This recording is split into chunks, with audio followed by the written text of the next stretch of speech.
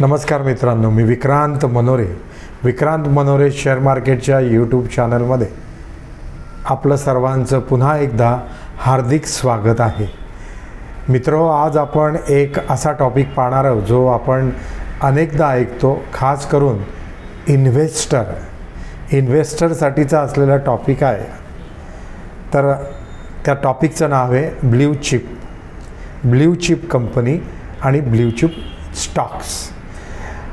ते सुरू करण्यापूर्वी डिस्क्लेमर नेहमीप्रमाणे की हा आपला शैक्षणिक व्हिडिओ एज्युकेशनल व्हिडिओ आहे. याच्यामार्फत कुठला शेअर विकत घ्या किंवा विका असं कदापि सांगितलं जात नाही, रेकमेंडेड केलं जात नाही, किंवा पुट किंवा कॉल बाय करा किंवा सेल करा अशा पद्धतीने किंवा अशी पद्धत किंवा हा प्रकारसुद्धा या ठिकाणी सांगितला जात नाही, रेकमेंडेड केला जात नाही. हा प्युअरली ज्ञानसाठी केलेला व्हिडिओ, ज्ञान आपल्याला मिळावं, एज्युकेशनल पर्पज हा व्हिडिओ आहे. तर ब्ल्यू चिप याचा अर्थ काय आहे? आपण अनेकदा वर्तमान पेपरमध्ये वाचतो किंवा टेलिव्हिजन चॅनलवर जे बिझनेस चॅनल आहे त्यावर आपल्याला हा शब्द नेहमी कानावर पडत असतो की ब्ल्यू चिप कंपनी किंवा ब्ल्यू चिप स्टॉक. पण आपल्याला नेमकं माहीत नसतं ब्ल्यू म्हणजे ब्ल्यू कलर, तर तसं नाही आहे. तर पहिल्यांदा ब्ल्यू चिप याची हिस्ट्री बघूया आपण. ब्ल्यू चिप याची हिस्ट्री अशी एक गेम आहे किंवा एक गेम होता फॉरेन कंट्रीमध्ये की ज्या गेममध्ये चिप्स असायच्या, त्यामध्ये रेड, ग्रीन आणि ब्ल्यू पण असायची. आपला जसा व्यापार असतो ना त्या पद्धतीने. तर त्या ज्या सोंगट्या किंवा त्या ज्या चिप्स असायच्या त्या चिपमध्ये ब्ल्यू रंगाची जी चिप होती त्याची किंमत जास्त होती. आलं आपल्या लक्षात? तर ऑलिव्हर या नावाचा गृहस्थ डाउ जोन्स नावाच्या कंपनीमध्ये कामाला होता आणि 1923 साली पहिल्यांदा या शब्दाचा प्रयोग झाला. ब्ल्यू चिप कशावरनं? त्या सोंगट्यांवरनं. त्याची किंमत जास्त असल्यामुळे त्याचा म्हणजे ब्ल्यू ह्या चिपची किंमत जास्त असल्यामुळे त्याचा वापर 1923 पासून या शेअर मार्केटमध्ये सुद्धा अस्सलीत, म्हणजे मी तर म्हणेन की रोजच आपल्याला हा शब्द आता ऐकायला मिळतो. तर ऑलिव्हर नावाचा गिंगोल्ड नावाचा जो गृहस्थ होता त्याने हा शब्द प्रयोग केला. हिस्ट्री संपलेली आहे. आता आपण मूळ याच्याकडे वळू. ब्ल्यू चिप हा असा शेअर किंवा ही अशी कंपनी आहे की जी फायनान्शियल स्ट्रॉंग आहे, कन्सिस्टन्स आपल्याला परफॉर्मन्स दिलेला आहे. म्हणजे यावर्षी चांगलं प्रॉफिट दिलं, मागच्या वर्षी दिलं नाही, किंवा 2 वर्षापूर्वी दिलं, मागच्या वर्षी नाही दिलं, असं नाही आहे. सालोसाल अनेक वर्ष लाँग टर्म ही कंपनी आपल्याला छानसा परतावा देत आहे.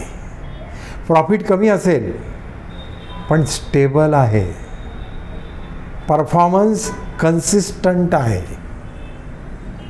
ब्ल्यू चिप कंपनी याचं फायनान्शियल बॅकग्राऊंड किंवा फायनान्शियल ही स्ट्रॉंग आहे. बॅलन्स शीट याची स्ट्रॉंग आहे, याचे प्रॉडक्ट स्ट्रॉंग आहे, नामांकित कंपनी आहे. ब्ल्यू चिपबद्दल बोलतोय आपण, ज्याचं मार्केट कॅपिटलायझेशन हे जास्त आहे. त्याच ब्ल्यू चिप कंपन्या होतात मित्र. साधारणतः असं म्हटलं गेलेलं आहे 20,000 25,000 कोटी किंवा करोड ज्यांचं मार्केट कॅपिटलायझेशन असेल त्यावरती, त्या उपर, तर त्या ब्ल्यू चिप कंपन्या म्हणून, म्हणजे ब्ल्यू चिप कंपन्या म्हणून म्हटल्या जातात. आणि त्यांचे जे स्टॉक आहे, त्यांचे जे शेअर्स आहे त्याला ब्ल्यू चिप शेअर्स असं म्हटलं जातं. सर्वच 20,000 कोटीच्या वरती असं नाही आहे, त्याला ह्यासुद्धा गोष्टी लागतात. दुसरी गोष्ट, त्यांचं गुडविल आहे मार्केटला त्यांचं नाव आहे, प्रसिद्धी आहे.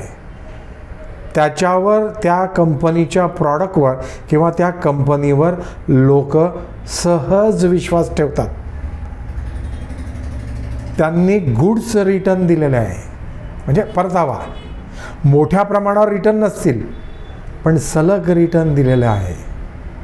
ज्या कंपन्या सलग डिव्हिडंड देत आहेत, ज्या कंपन्या सलग बोनस देत आहेत, ज्या कंपन्यांचं प्रमोटरवर लोकांचा भरोसा आहे, कंपनीची मॅनेजमेंट उत्कृष्ट आहे आणि ती यावर्षी नाही आहे, गेल्या अनेक वर्षापासून, अशा कंपन्यांना ब्ल्यूचिप कंपन्या म्हणतात आणि त्या कंपनीच्या मगाशी सांगितल्याप्रमाणे शेअरला ब्ल्यूचिप शेअर किंवा ब्ल्यूचिप स्टॉक असं म्हणतात. मित्रहो, या कंपनीचा जो स्टॉक असतो ना, त्याची किंमत ही जास्त असते, कारण वर्षानुवर्ष हा कंपनी चालू आहे मार्केटला आणि त्याच्यावर लोकांनी फार मोठा विश्वास ठेवलेला आहे. हळूहळू अनेक वर्षापासून ती कंपनी जर शेअर मार्केटला सूचीबद्ध असेल तर निश्चितच त्या कंपनीची मार्केट व्हॅल्यू किंवा त्याच्या शेअरची प्राईस वाढत जाते आणि म्हणून म्हटलं गेलेलं आहे की ब्ल्यूचिप कंपनीचा शेअरची किंमत ही जास्त असते तुलनेत इतर कंपन्या. म्हणजे 4,500, 3,500, 2,500, 3,000, 3,500, 4,000, 5,000, 6,000, 10,000 इत्यादी इत्यादी. ब्ल्यूचिप कंपन्याच्या शेअर हा होलाटाईल नसतो.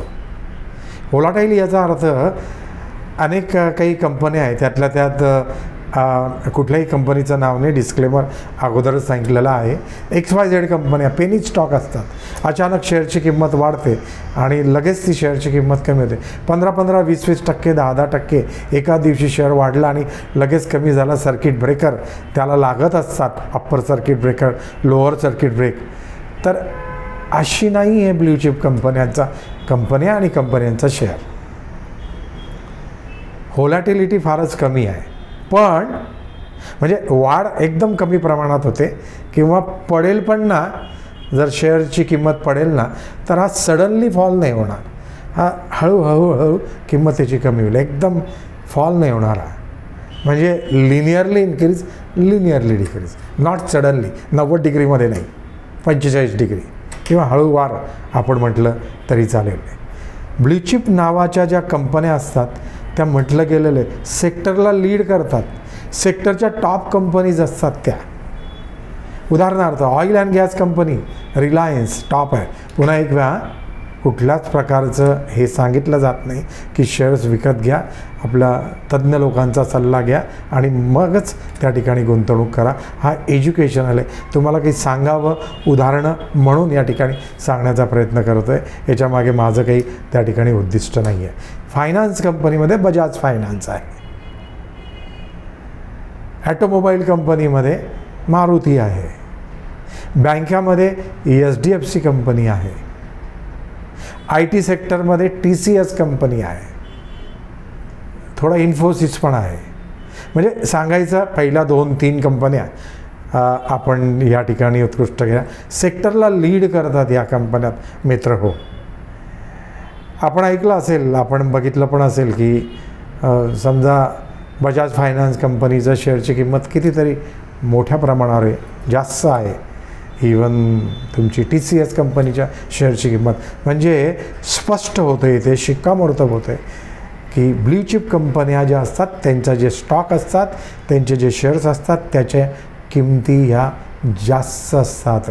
शेअरची प्राईस, लिक्विडिटी याची जास्त असते, व्होलॅटिलिटी कमी असते.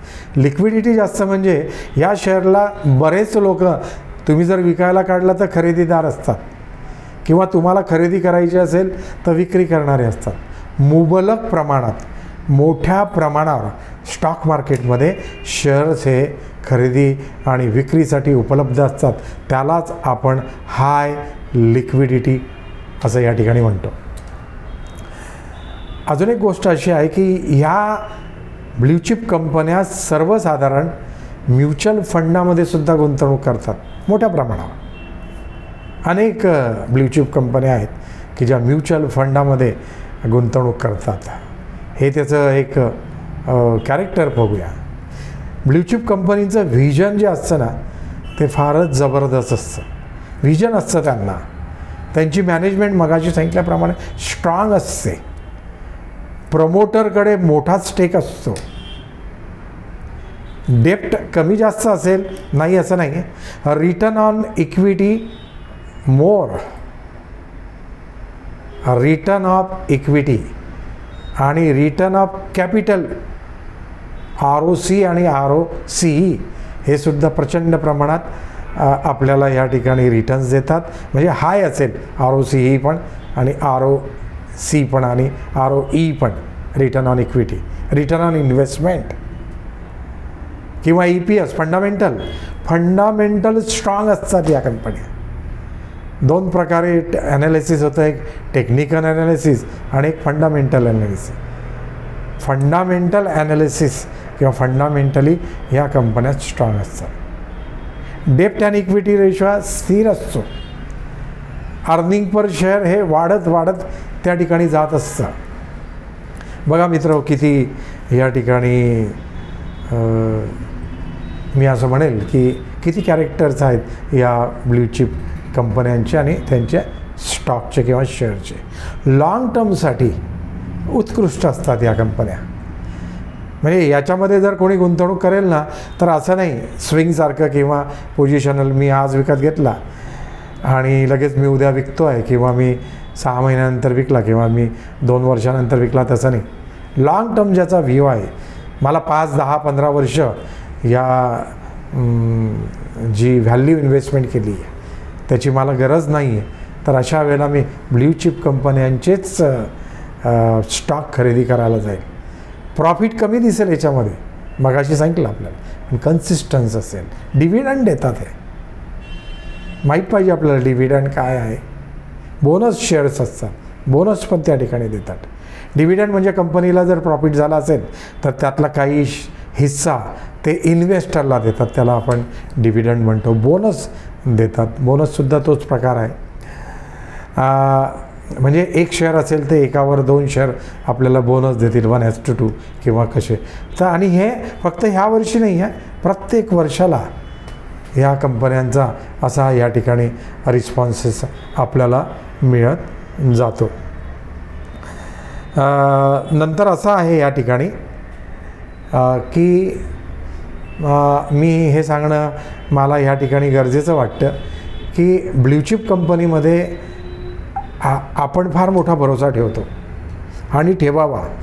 कारण ती कंपनी नव्याने ह्या शेअर मार्केटमध्ये सूचीबद्ध लिस्टेड झालेली नाही, अनेक वर्षापासून आहे. आपण त्या कंपनीचं नाव अनेक वेळा ऐकलेलं आहे. जसं मग अशा 4-5 कंपनीचा उल्लेख केला. आपण जर गुगल केलं आणि ब्ल्यूचिप कंपन्या आणि त्याची जर शेअर्स जर आपण बघितले किंवा आपण सर्च केले तर आपल्याला अनेक कंपन्या त्या ठिकाणी बघायला या ठिकाणी मिळतील. सेफ आहे याच्यातलं, म्हणजे याच्यामध्ये केलेली इन्व्हेस्टमेंट ही चांगलाच परतावा देऊन जाईल आणि सेफ आहे. सेफ म्हणजे ही कंपनी बुडणारी नाही. बघा, HDFC म्हणा, रिलायन्स म्हणा, बजाज फायनान्स म्हणा, TCS म्हणा, इन्फोसिस म्हणा, पुन्हा एक वेळा डिस्क्लेमर, कुठल्या कंपनीचं रेकमेंडेशन नाही आहे, पण एक उदाहरण सांगतो आहे की ह्या कंपन्या सालोसाल आहे, लोकांचा अनेक वर्षापासून या ठिकाणी याच्यावर भरोसा आहे. तर मला या ठिकाणी असं ब्ल्यूचिप कंपन्याबद्दल या ठिकाणी आपल्याला सांगायचं होतं. स्टॅबिलिटी वगैरेबद्दल पण आपल्याला सांगितलं. मित्र हो, एक महत्त्वाची सूचना आपल्याला अशी आहे की माझ्या या यूट्यूब चॅनलला आपण सबस्क्राईब करा. छोटासा व्हिडिओ आहे पण बहुमूल्य व्हिडिओ आहे आणि त्यामुळे आपण ह्या व्हिडिओला किंवा ह्या लिंकला आपल्या ग्रुपमध्ये त्याला आपण फॉरवर्ड करा, जेणेकरून मराठी लोक ह्यामध्ये गुंतवणूक करतील आणि शेअर मार्केटपासून त्यांना शेअर मार्केटबद्दलची जी भीती आहे ती भीती त्यांची कमी होईल. का? कारण आपण जर ह्या टर्म्स ऐकल्या, टर्म्स वाचल्या तर आपला एक आत्मविश्वास वाढतो आणि हळूहळू आपली त्या ठिकाणी गुंतवणूक वाढत जाते आणि चांगलाच चांगला परतावा त्या ठिकाणी मिळत जातो. व्हिडिओला लाईक करा, व्हिडिओला सबस्क्राईब करा, चॅनलला सबस्क्राईब करा आणि फॉरवर्ड करा, अशी माझी आपल्याला नम्र विनंती. आणि हो, जाता जाता एक महत्त्वाची सूचना, अनेक सबस्क्राईब झालेल्या आहेत, नाही असं नाही आहे, पण अनेक लोकांनी कॉमेंट्स केला की सर आपला व्हिडिओ छान आहे, आपण अशा विषयावर आम्हाला मार्गदर्शन करा.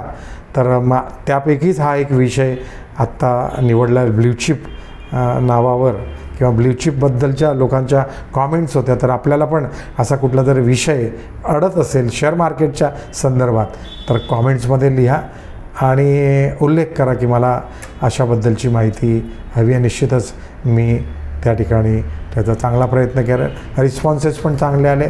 व्हिडिओ जर चांगला असेल तर निश्चितच त्याला चांगलं म्हणा, आणि व्हिडिओमध्ये जर काही प्रॉब्लेम असेल, समजलं नसेल तर तुम्ही डिसलाईक केलं तरी चालेल किंवा कॉमेंट्समध्ये लिहिलं तरी चालेल. निश्चितच त्या ठिकाणी सुधारणा करण्याचा माझा खटाटोप असेल, प्रयत्न असेल. धन्यवाद.